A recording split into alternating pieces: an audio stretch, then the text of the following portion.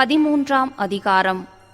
கர்த்தருடைய வார்த்தை எனக்கு உண்டாகி அவர், மனுபுத்திரனே, தீர்க்க தரிசனம் சொல்லுகிற இஸ்ரவேலின் தீர்க்க தரிசிகளுக்கு விரோதமாக நீ தீர்க்க தரிசனம் உரைத்து தங்கள் இருதயத்தில் இருக்கிறதையே எடுத்து தீர்க்க தரிசனம் சொல்லுகிறவர்களோடே நீ சொல்ல வேண்டியது என்னவென்றால், கர்த்தருடைய வார்த்தையை கேளுங்கள்.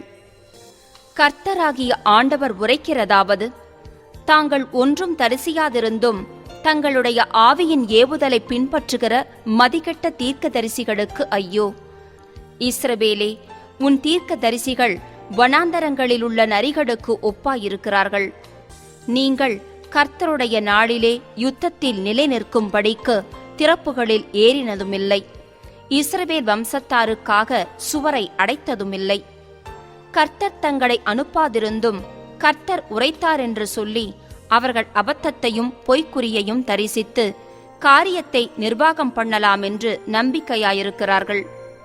நான் உரைக்காதிருந்தும் நீங்கள் கர்த்தர் உரைத்தார் என்று சொல்லும்போது அபத்தமான தரிசனையை தரிசித்து பொய்க்குறியை சொல்லுகிறீர்கள் அல்லவா?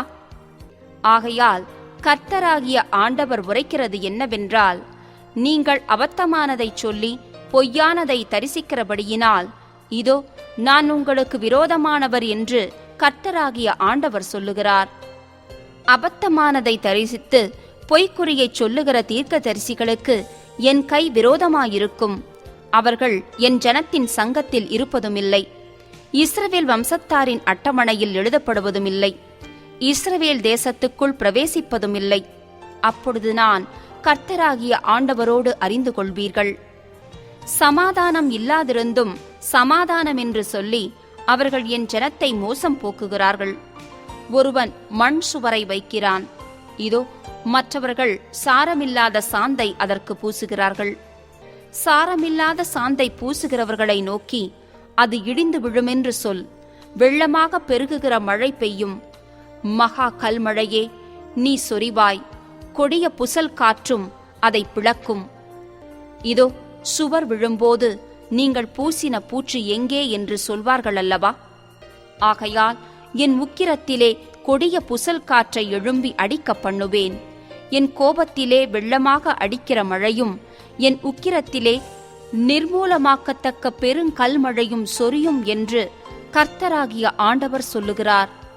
அப்பொழுது நீங்கள் சாரமில்லாத சாந்தை பூசின சுவரை நான் இடித்து அதன் அஸ்திபாரம் திறந்து கிடக்கும்படி அதை தரையிலே விழப்பண்ணுவேன். உள்ளே இருக்கிற நீங்கள் நிர்மூலமாகும்படி அது விழும். அப்பொழுது நான் கர்த்தர் என்று அறிந்து கொள்வீர்கள். இப்படி சுவரிலும் அதற்கு சாரமில்லாத சாந்தை பூசினவர்களிலும் நான் என் உக்கிரத்தை தீர்த்து கொண்டு சுவரும் இல்லை, அதற்கு சாந்து பூசினவர்களுமில்லை.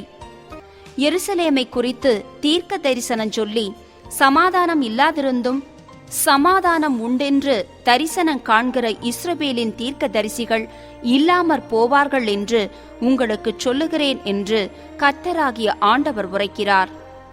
மனுபுத்திரனே, தங்களுடைய இருதயத்தில் இருக்கிறதையே எடுத்து தீர்க்க தரிசனம் சொல்லுகிற உன் ஜனத்தின் குமாரத்திகளுக்கு எதிராக உன் முகத்தை திருப்பி அவர்களுக்கு விரோதமாக தீர்க்க தரிசனம் உரைத்து சொல்ல வேண்டியது என்னவென்றால், ஆத்துமாக்களை வேட்டையாடும்படிக்கு சகல கைகளுக்கும் தழுவணைகளை தைத்து அந்தந்த வயதுள்ளவர்களுடைய தலைக்கும் தலையணைகளை உண்டு பண்ணுகிறவர்களுக்கு ஐயோ! நீங்கள் என் ஜனத்தின் ஆத்துமாக்களை வேட்டையாடி அவைகளை உங்களுக்கு உயிரோடே காப்பாற்றுவீர்களோ? சாகத்தகாத ஆத்துமாக்களை கொல்வதற்கும் உயிரோடே இருக்கத்தகாத ஆத்துமாக்களை உயிரோடே காப்பாற்றுவதற்குமாக நீங்கள் பொய்க்கு செவி கொடுக்கிற என் ஜனத்துக்கு பொய் சொல்லுகிறதினாலே சில சிரங்கை வார்கோதுமைக்காகவும் அப்பத்துண்டுகளுக்காகவும் என்னை என் ஜனத்துக்குள்ளே பரிசுத்த குலைச்சலாக்குவீர்களோ என்று கர்த்தராகிய ஆண்டவர் உரைக்கிறார். ஆகையால் கர்த்தராகிய ஆண்டவர் சொல்லுகிறது என்னவென்றால், இதோ நீங்கள் ஆத்துமாக்களை பறக்கடிக்கும்படி வேட்டையாடுகிற உங்கள் தழுவணைகளுக்கு விரோதமாக நான் வந்து அவைகளை உங்கள் புயங்களிலிருந்து பிடுங்கி கிழித்து நீங்கள் பறக்கடிக்க வேட்டையாடுகிற ஆத்துமாக்களை நான் விடுதலை பண்ணி உங்கள் தலையணைகளை கிழித்து என் ஜனத்தை உங்கள் கைகளுக்கு நீங்கலாக்கி விடுவேன். அவர்கள் இனி வேட்டையாடப்படும்படி உங்கள் கைகளில் இரார்கள். அப்பொழுது நான் கர்த்தர் என்று அறிந்து கொள்வீர்கள்.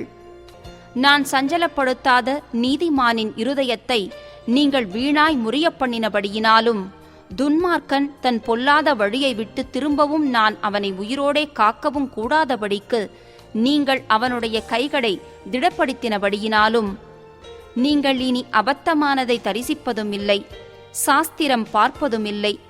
நான் என் ஜனத்தை உங்கள் கைகளுக்கு நீங்களாக்கி விடுவேன். அப்பொழுது நான் கர்த்தர் என்று அறிந்து கொள்வீர்கள் என்று சொல் என்றார். 14ஆம் அதிகாரம். இஸ்ரவேலுடைய மூப்பரில் சிலர் என்னிடத்தில் வந்து எனக்கு முன்பாக உட்கார்ந்தார்கள். அப்பொழுது கர்த்தருடைய வார்த்தை எனக்கு உண்டாகி, அவர், மனுபுத்திரனே, இந்த மனுஷர் தங்கள் நரகலான விக்கிரகங்களை தங்கள் இருதயத்தின் மேல் நாட்டி தங்கள் அக்கிரமமாகிய இடரலை தங்கள் முகத்துக்கு எதிராக வைத்துக் கொண்டிருக்கிறார்களே, இவர்கள் என்னிடத்தில் விசாரிக்கத் தகுமா? ஆகையால் நீ அவர்களோடே பேசிச் சொல்ல வேண்டியது என்னவென்றால், இஸ்ரவேல் வம்சத்தாரில் தன்னுடைய நரகலான விக்கிரகங்களை தன் இருதயத்தின் மேல் நாட்டி தன் அக்கிரமமாகிய இடரலை தன் முகத்துக்கு எதிராக வைத்துக் கொண்டிருக்கிற எவனாகிலும் தீர்க்க தரிசியினிடத்தில் வந்தால், கர்த்தராகிய நான் இஸ்ரவேல் வம்சத்தாருடைய இருதயத்தில் இருக்கிறதை பிடிக்கும்படியாக அப்படிப்பட்டவனுடைய நரகலான விக்கிரகங்களின் திரட்சிக்குத் தக்கதாக உத்தரவு கொடுப்பேன். அவர்கள் எல்லாரும் தங்கள் நரகலான விக்கிரகங்களை பின்பற்றி என்னை விட்டு பேதலித்து போனார்கள் என்று கர்த்தராகிய ஆண்டவர் சொல்லுகிறார். ஆகையால் நீ இஸ்ரவேல் வம்சத்தாரை நோக்கி, திரும்புங்கள், உங்கள் நரகலான விக்கிரகங்களை விட்டு திரும்புங்கள், உங்கள் சகல அருவருப்புகளையும் விட்டு உங்கள் முகங்களை திருப்புங்கள் என்று கர்த்தராகிய ஆண்டவர் உரைக்கிறார். இஸ்ரவேல் வம்சத்தாரிலும் இஸ்ரவேலில் தங்குகிற அந்நியரிலும் என்னை பின்பற்றாமல் பேதளித்து தன் நரகலான விக்கிரகங்களை தன் இருதயத்தின் மேல் நாட்டி தன் அக்கிரமமாகிய இடரலை தன் முகத்துக்கு எதிராக வைத்துக் கொண்டிருக்கிற எவனாகிலும் தீர்க்கதரிசியின் மூலமாய் என்னிடத்தில் விசாரிக்க வந்தால், அவனுக்கு கர்த்தராகிய நானே உத்தரவு கொடுத்து அந்த மனுஷனுக்கு விரோதமாக என் முகத்தை திருப்பி அவனை அடையாளமாகவும் பழமொழியாகவும் வைத்து அவனை என் ஜனத்தின் நடுவில் இராதபடிக்க சங்கரித்து போடுவேன். அப்பொழுது நான் கர்த்தர் என்று அறிந்து கொள்வீர்கள். ஒரு தீர்க்கதரிசி எத்தப்பட்டு ஒரு விசேஷத்தை சொன்னானாகில், அப்படிக்கொத்த தீர்க்கதரிசியை கர்த்தராகிய நானே எத்தப்பட பண்ணினேன். நான் அவனுக்கு விரோதமாக என் கையை நீட்டி அவனை இஸ்ரவேல் ஜனத்தின் நடுவில் இராதபடிக்கு அழிப்பேன். அப்படியே அவரவர் தங்கள் தங்கள் அக்கிரமத்தை சுமப்பார்கள். தீர்க்க தரிசியினிடத்தில் விசாரிக்கிறவனுடைய தண்டனை எப்படியோ அப்படியே தீர்க்க தரிசியினுடைய தண்டனையும் இருக்கும். இஸ்ரவேல் வம்சத்தார் இனி என்னை விட்டு வழி தப்பி போகாமலும் தங்கள் எல்லா மீறுதல்களாலும் இனி அசுசிப்படாமலும் இருக்கும் பொருட்டாக இப்படி சம்பவிக்கும். அப்பொழுது அவர்கள் என் ஜனமாயிருப்பார்கள், நான் அவர்கள் தேவனாயிருப்பேன் என்று கர்த்தராகிய ஆண்டவர் உரைக்கிறார் என்று சொல் என்றார்.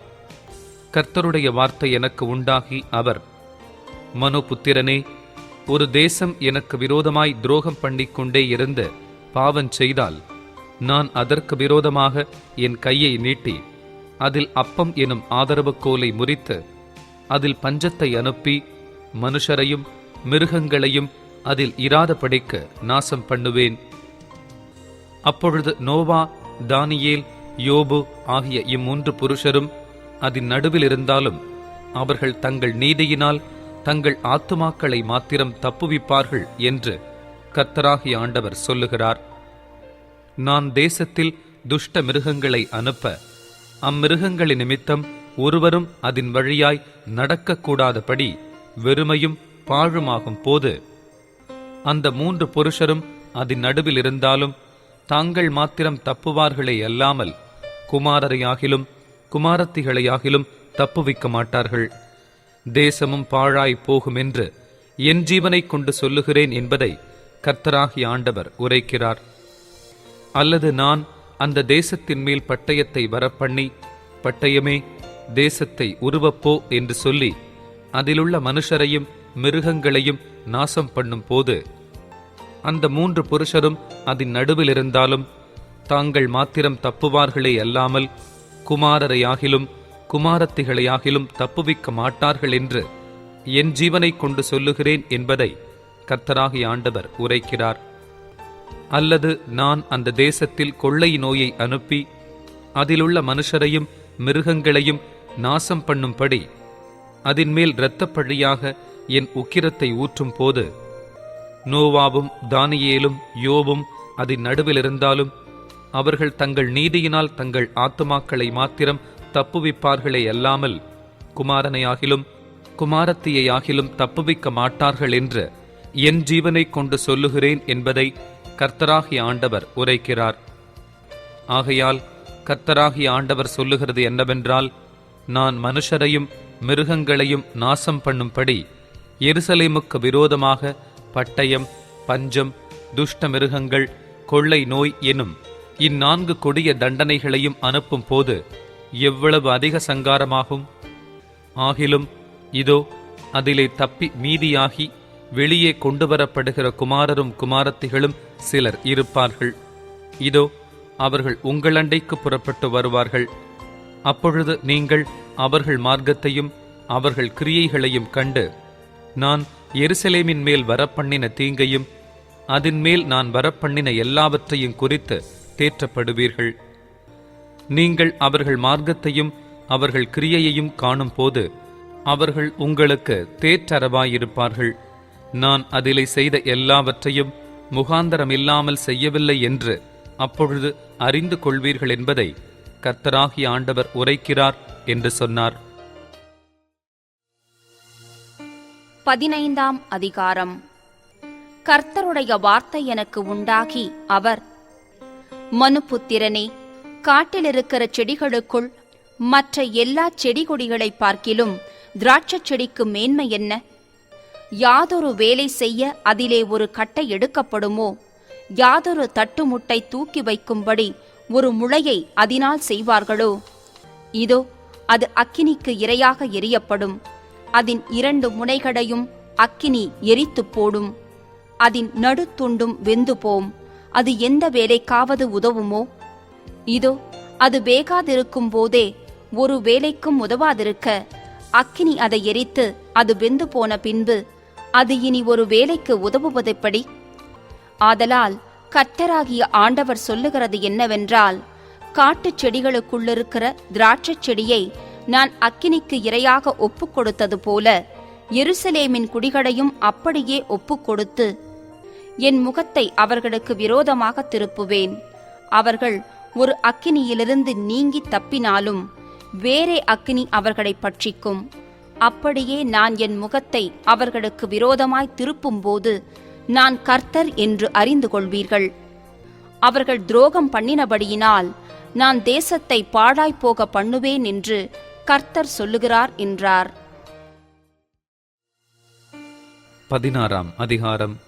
கர்த்தருடைய வார்த்தை எனக்கு உண்டாகி அவர், மனுபுத்திரனே, நீ எருசலேமின் அருவருப்புகளை அதற்கு அறிவித்துச் சொல்ல வேண்டியது என்னவென்றால், கர்த்தராகிய ஆண்டவர் எருசலேமுக்குச் சொல்லுகிறார், கானான் தேசமே, உன் உற்பத்திக்கும் உன் பிறப்புக்கும் இடம்.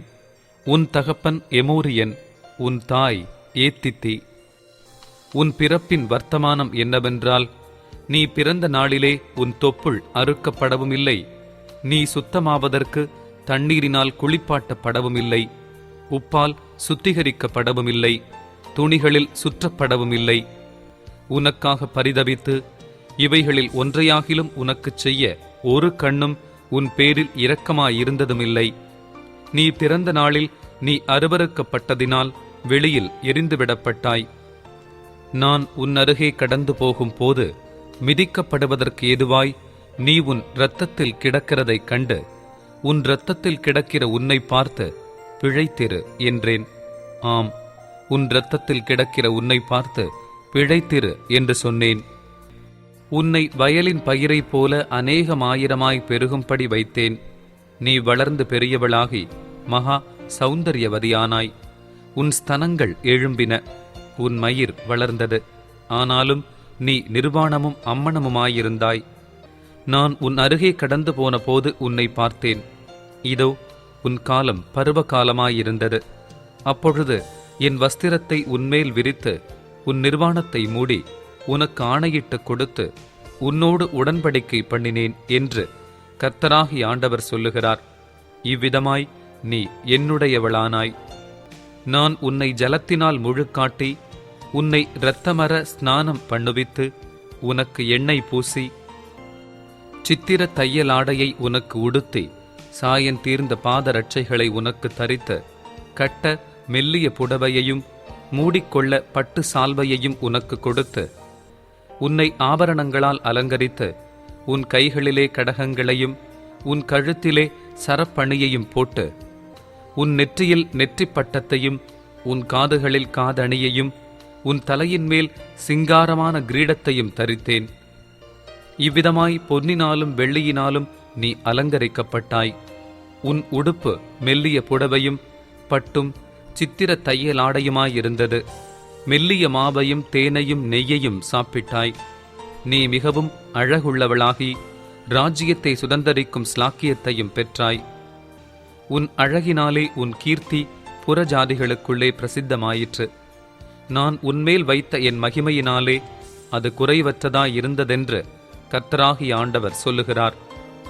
நீயோவென்றால் உன் அழகை நம்பி உன் கீர்த்தியினால் சோர மார்க்கமாய் நடந்து வழிப்போக்கரில் உனக்கு நேர்பட்ட யாவரோடும் வேசித்தனம் பண்ணி உன் வஸ்திரங்களில் சிலவற்றை எடுத்து பலவருண சோடிப்பான மேடைகளை உனக்கு உண்டாக்கி அவைகளின் மேல் வேசித்தனம் பண்ணினாய். அப்படி கொத்த காரியங்கள் ஒரு காலம் சம்பவித்ததுமில்லை, சம்பவிப்பதுமில்லை. நான் உனக்கு கொடுத்த என் பொன்னும் என் வெள்ளியுமான உன் சிங்கார ஆபரணங்களை நீ எடுத்து உனக்கு ஆண் சுரூபங்களை உண்டாக்கி அவைகளோடு வேசித்தனம் பண்ணி உன் சித்திர தையல் ஆடைகளை எடுத்து அவைகளை மூடி என் எண்ணெயையும் என் தூப வர்க்கத்தையும் அவைகளின் முன் படைத்து நான் உனக்கு கொடுத்த என் அப்பத்தையும் நீ சாப்பிடும்படி உனக்கு கொடுத்த மெல்லிய மாவையும் நெய்யையும் தேனையும் நீ அவைகளின் முன் சுகந்த வாசனையாக படைத்தாய். காரியம் இப்படி ஆயிற்றென்று கர்த்தராகிய ஆண்டவர் சொல்லுகிறார். நீ எனக்கு பெற்ற உன் குமாரரையும் உன் குமாரத்திகளையும் எடுத்து அவர்களை அவைகளுக்கு இரையாக பலியிட்டாய். நீ செய்த வேசித்தனங்கள் போதாதென்று நீ என் பிள்ளைகளை அவைகளுக்கு தீக்கடக்க பண்ண ஒப்புக்கொடுத்து அவர்களை கொலை செய்தாய். நீ உன் எல்லா அருவருப்புகளிலும் வேசித்தனங்களிலும் நடக்கும் போது நிர்வாணமும் அம்மணமுமாயிருந்ததும் உன் இரத்தத்திலே மிதிக்கப்பட ஏதுவாய் கிடந்ததுமான உன் சிறுவயதின் நாட்களை நினையாமற் போனாய். ஐயோ உனக்கு ஐயோ என்று கர்த்தராகிய ஆண்டவர் சொல்லுகிறார்.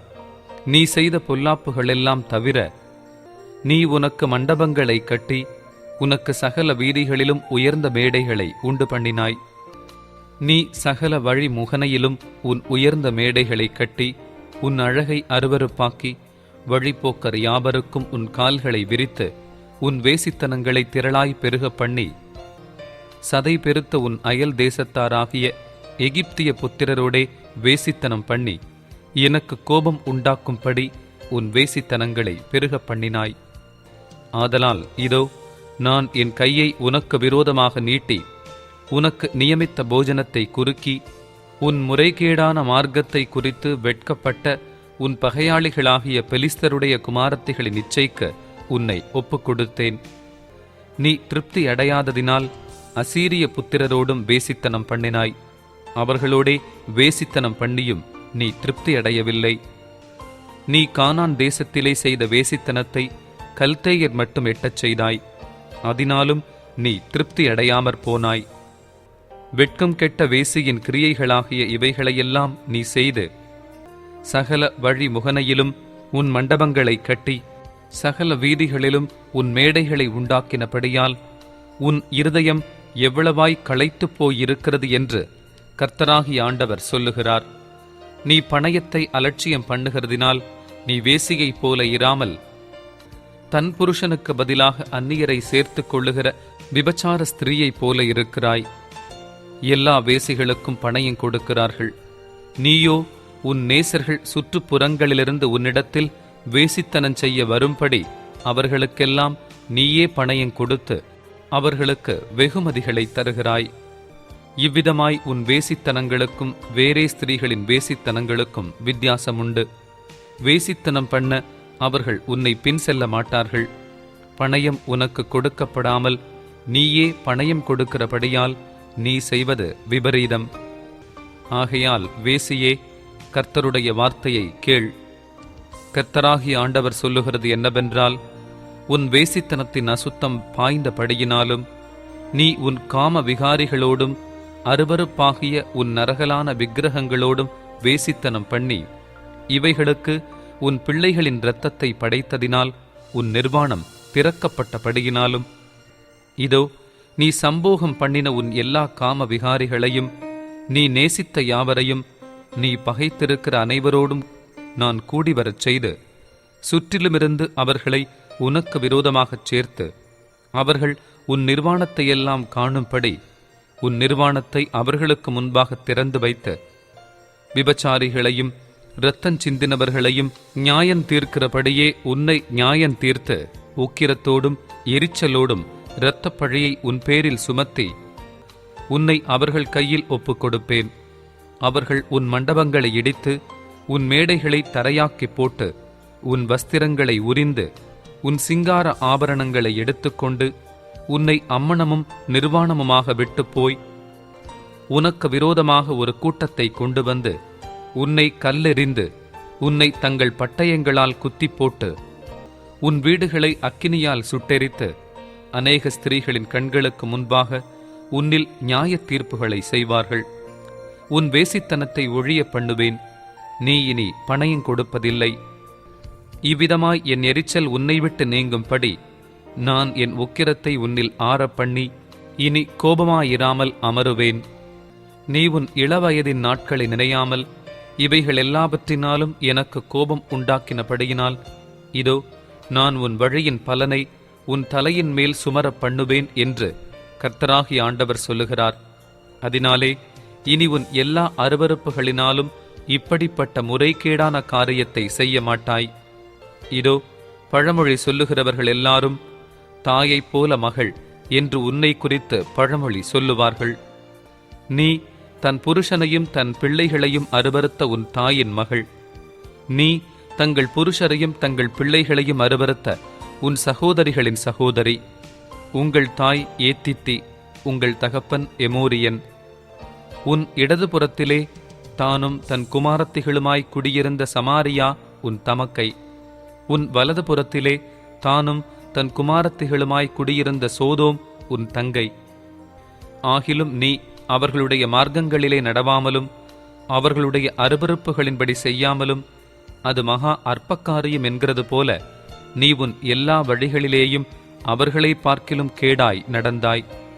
நீயும் உன் குமாரத்திகளும் செய்தது போல உன் சகோதரியாகிய சோதோமும் அவளுடைய குமாரத்திகளும் செய்யவில்லை என்று என் ஜீவனை கொண்டு சொல்லுகிறேன் என்று கர்த்தராகிய ஆண்டவர் உரைக்கிறார்.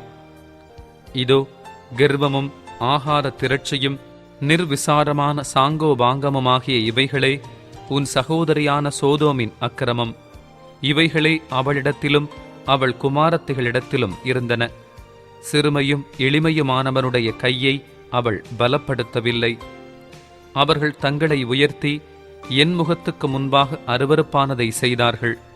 அதை நான் கண்டபோது அவர்களை ஒழித்து விட்டேன். நீ செய்த பாவங்களில் அரைவாசியும் சமாரியா செய்யவில்லை. நீ உன் சகோதரிகளை பார்க்கிலும் உன் பாவங்களை பெருகப் பண்ணி நீ செய்த உன் எல்லா அருவருப்புகளினாலும் அவர்களை நீதியுள்ளவர்கள் என்று விளங்க பண்ணினாய். இப்போதும் உன் சகோதரிகளை குற்றவாளிகள் என்று தீர்த்த நீ அவர்களை பார்க்கிலும் அருவருப்பாக செய்த உன் பாவங்கள் நிமித்தம் உன் லச்சையை சுமந்து கொள். உன்னை பார்க்கிலும் அவர்கள் நீதியுள்ளவர்கள். உன் சகோதரிகளை நீதியுள்ளவர்கள் என்று விளங்க பண்ணின நீ வெட்கமடைந்து உன் லச்சையை சுமந்து கொள். நான் சோதோமும் அவள் குமாரத்திகளும் சிறையிருக்கிற அவர்களுடைய சிறையிருப்பையும் சமாரியாவும் அவள் குமாரத்திகளும் சிறையிருக்கிற சிறையிருப்பையும் திருப்பும் போது அவர்கள் நடுவிலே நீ சிறையிருக்கிற உன்னுடைய சிறையிருப்பையும் திருப்புவேன். அதனால் நீ அவர்களுக்கு ஆறுதலாக இருந்து உன் லச்சையை சுமந்து நீ செய்த எல்லாவற்றினாலும் வெட்கமடைவாய்.